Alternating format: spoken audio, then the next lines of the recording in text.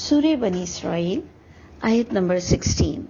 اعوذ باللہ من الشیطان الرجیم، بسم اللہ الرحمن الرحیم۔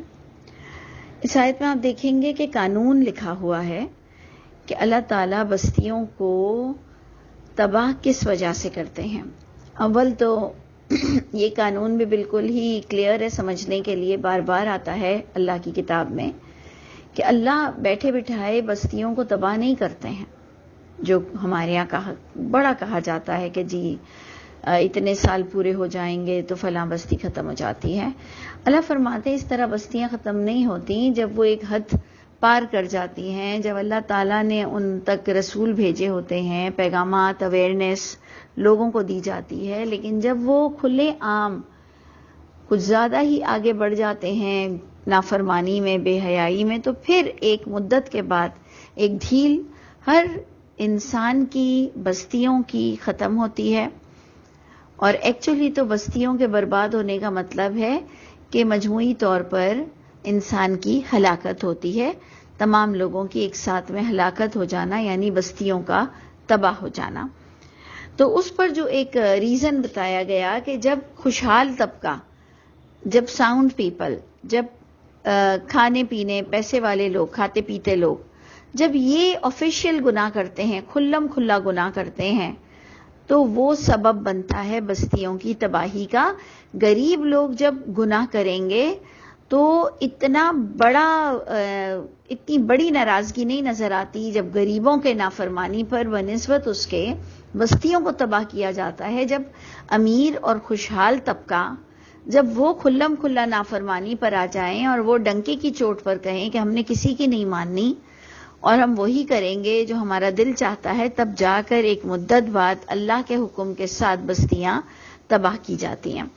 تو آپ نے غور کرنا ہے آیت نمبر 16 میں کہ وَإِذْ أَرَدْنَا، اللہ اپنی طرف اشارہ کرتے ہوئے کہہ رہے ہیں کہ جب ارادہ کرتے ہیں ہم أَن نُهْلِكَ قَرْيَةً، یہ کہ ہم ہلاک کر دیں، برباد کر دیں بستی کو، امرنا، ہم حکم دیتے ہیں، مترفیہا، وہاں کے رہنے والے جو خوشحال لوگ ہوتے ہیں ہم انہیں حکم دیتے ہیں، یعنی اللہ کی کتاب سے ان تک بار بار میسج پہنچتے ہیں، متنبہ کرنے والے کسی بھی طرح سب کو ایک دوسرے کو بتاتے رہتے ہیں کہ یہ غلط ہے، یہ گناہ ہے، یہ نہیں کرنا چاہیے۔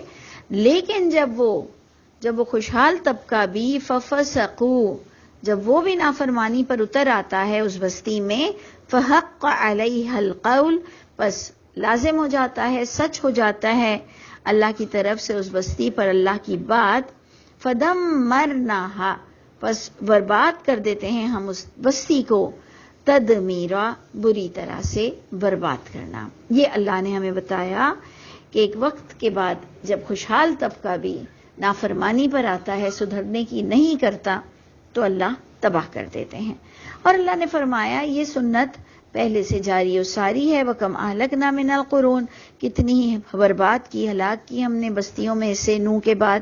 کفا بِرَبِّكَ، کافی ہے بس اللہ ہی کی ذات، کافی ہے تیرے رب کی ذات کہ بِذُنُوبِ عِبَادِهِ خَبِيرًا بَصِيرًا، اپنے بندوں کے گناہوں سے خبردار رہنے والا اور دیکھنے والا وہ اللہ ہی کی ذات ہے جو کافی ہے۔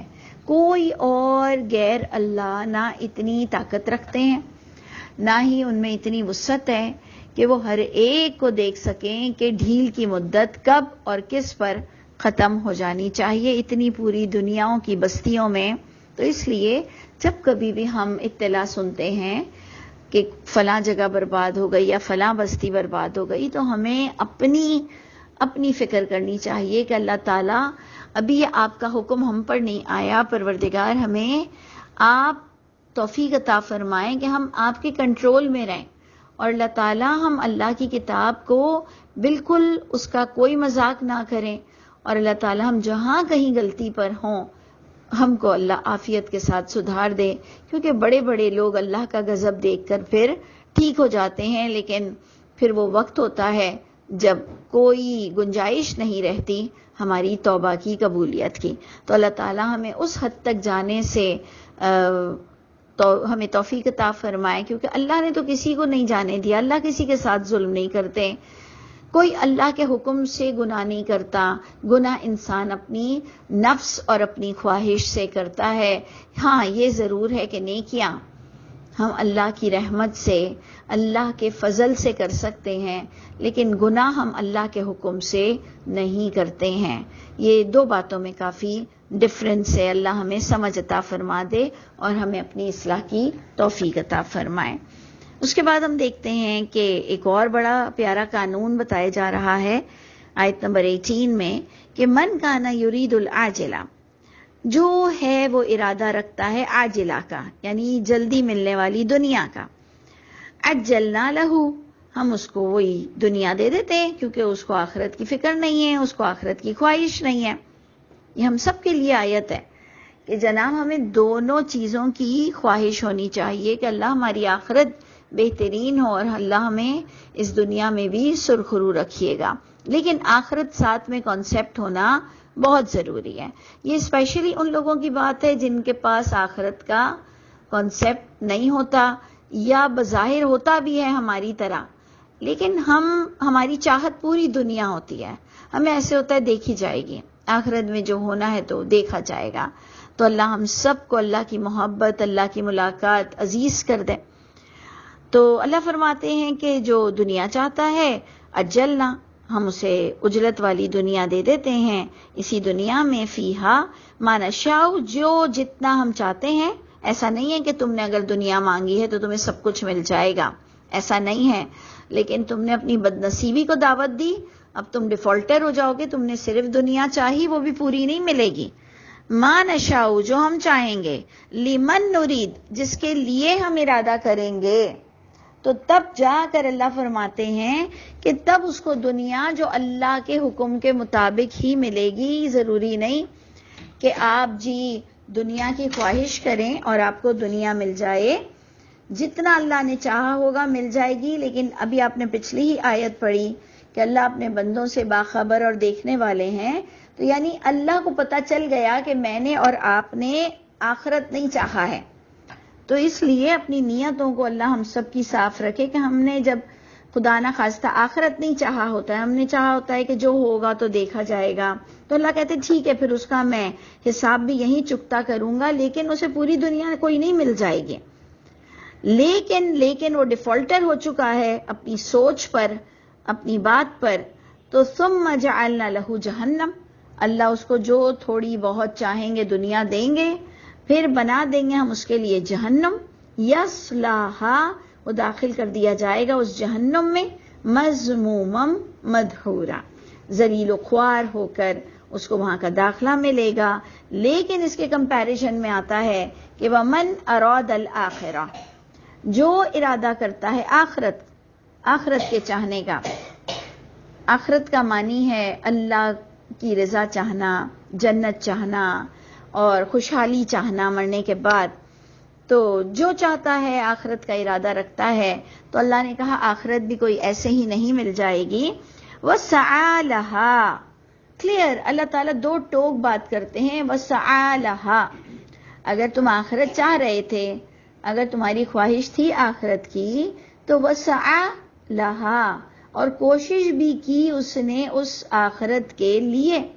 دیکھ لیجئے یہ اللہ تعالیٰ بالکل دو ٹوک بات کر رہے ہیں کہ صرف دعا مانگنے سے کام نہیں چلے گا، صرف چاہنے سے کام نہیں چلے گا، وَسَعَى لَهَا، کوشش بھی کرتا رہا اس آخرت کو حاصل کرنے کے لیے، سعیہا، اس آخرت جیسی کوشش جو اللہ کو ریکوائرڈ تھی، جو اللہ کی چاہت تھی، جو اللہ نے قرآن میں ہمیں بتایا، تو وہ اس پر گامزن بھی رہا، کام بھی کرتا رہا، لیکن شرط ایک اور لگا دی گئی کہ جو جتنی بھی نیکیوں کے کاموں کی کوشش کرے گا تو کمپلسری ہے اس کا توحید پہ رہنا، جس کے لیے آگے لفظ آ گئے وہ ہوا مومن، اس کا مومن ہونا ضروری ہے۔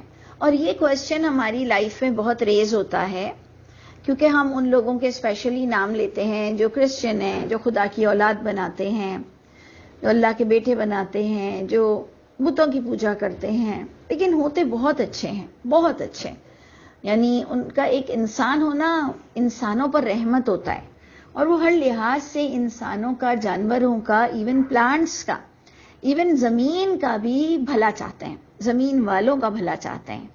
تو ہم کہتے بھی ہیں کہ تم زمین والوں کے لیے بھلا کرو، اللہ تمہارے لیے بھلا کرے گا. لیکن یہ آیت میں ہمارے اس تمام سوالوں کے جواب آ گئے جس میں اللہ تعالیٰ فرماتے ہیں کہ وَهُوَ مُؤْمِنٌ. ایک انسان جہاں کہیں وہ بہت نیک فطرت اور نیک انسان ہے تو اللہ کی کتاب نے یہ کلیئر کر دیا کہ اس کا مومن ہونا بہت ضروری ہے. کیونکہ اللہ کسی کا احسان رکھتے ہیں نہیں. اگر کوئی نیک انسان ہے تو اگر وہ ایمان نہیں رکھتا اللہ کی توحید پر تو اس کو دنیا ہی میں اس کا اجر مل جائے گا. یہ بھی آپ کو اللہ کی کتاب سے ساری چیزیں ملیں گی کہ نہیں ہے احسان کا بدلہ مگر احسان ہی ہے. اللہ آپ پر احسان کریں گے، آپ لوگوں پر احسان کریں گے، اللہ آپ پر احسان کریں گے. آپ لوگوں میں اپنا پیسہ خرچ کریں گے، اللہ آپ کو تنگ دستی سے بچائیں گے. لیکن وَهُوَ مومن کی شرط ضروری ہے. تو اللہ فرماتے ہیں فَأُولَئِكَ كَانَ سَعْيُهُمْ مَشْكُورًا. بس یہی وہ لوگ ہیں کہ ہے ان کی کوشش قدر کی گئی، مقبول ہوئی.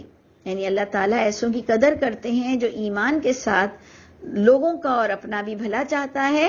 پھر اللہ فرماتے ہیں کُلًّا نُمِدُّ، ہر ایک کی ہم تو مدد کرتے ہیں، ہؤلاء وہؤلاء، چاہے مسلمان ہو چاہے کافر ہو، چاہے اللہ کو مانتا ہو چاہے اللہ کو نہیں مانتا ہو. تو یہ بھی ہمارے سوال کا آنسر آ گیا کہ ہم کہتے ہیں انہیں اتنا پیارا موسم کیوں ملتا ہے، انہیں بیماری کیوں نہیں ہوتی ہے. ہم اپنے طور پر ہی بس سمجھتے ہیں کہ ہم اللہ کو ماننے والے ہیں، تو یہ جو اللہ کو نہیں مانتے ہیں یہ تو اتنے خوشحال رہتے ہیں. تو دیکھیں ہم مسلمان بھی جو غلیظ کام کرنا چاہتے ہیں اللہ ہمیں وہ کرنے دیتے ہیں. ہم مسلمان ہو کر قتل کرنا چاہتے ہیں اللہ ہمیں کرنے دیتے ہیں. ہم مسلمان ہو کے چوری کرنا چاہتے ہیں اللہ ہمیں کرنے دیتے ہیں. اللہ نے ہمیں یہ ول پاور ہی کی تو طاقت دی ہوئی ہے، اختیارات جسے کہتے ہیں. بس ہمیں کہا تھا کہ یہ اختیارات کا غلط فائدہ مت اٹھانا. تو اسی لیے اللہ تعالیٰ بڑے بڑے مشرکوں کو بھی دیتے ہیں اور مسلمانوں کو اور دوسروں کو بھی دیتے ہیں. یہ تو اللہ کی عطا ہے دنیا میں. آخرت ہی تو ہے جہاں فیصلہ ہونا ہے. جبھی تو ہم کہتے ہیں مالک یوم الدین، جبھی تو ہم قرآن سے سمجھتے ہیں یہ بات کہ وہ قیامت ہی وہ دن ہے جہاں پر کوئی ایکسکیوزز قبول نہیں ہوگی اور وہاں پر صرف ایمان والوں کا ڈنکا بچے گا. اللہ مجھ کو اور آپ کو ایمان والوں میں سے کر دے. ہم جہاں کہیں غلطی پر ہوں عافیت کے ساتھ، نرمی کے ساتھ، شفقت کے ساتھ ہم اللہ کی بات کو سمجھ لیں، کیونکہ پھر جب اللہ کا عذاب آ جاتا ہے تو ٹلتا نہیں. پروردگار ہم سب کو ذلیل و خوار ہونے سے بچائے. تو یہاں پر ہم اینڈ کرتے ہیں کہ یہ تو اللہ کی سنت ہے کہ ہر ایک کی اللہ مدد کریں گے. ہؤلاء وہؤلاء من عطاء ربک، یہ تو تیرے رب کی عطا ہے. وما کان عطاء ربک محظورا، اور نہیں ہے تیرے رب کی عطا کسی پر بند کی گئی. تو دیکھیں ایک بات ہمیں بس سمجھ آ گئی.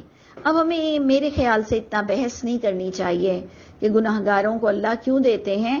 جب آپ کسی گناہگار کی بات کریں تو اپنا محاسبہ پہلے کیا کریں کہ اللہ ہمیں بھی تو ڈھیل دے رہے تھے، اللہ ہمیں بھی تو دیتے رہتے ہیں، اللہ ہمیں بھی تو نوازتے رہتے ہیں. کیا ہم سمجھتے ہیں کہ ہم ہی بہت اچھے ہیں؟ تو اس لیے جب ہم اپنا محاسبہ کر کر اپنی نعمتیں دیکھیں گے تو شاید ہمیں کچھ بات سمجھ آ جائے گی. السلام علیکم ورحمۃ اللہ وبرکاتہ.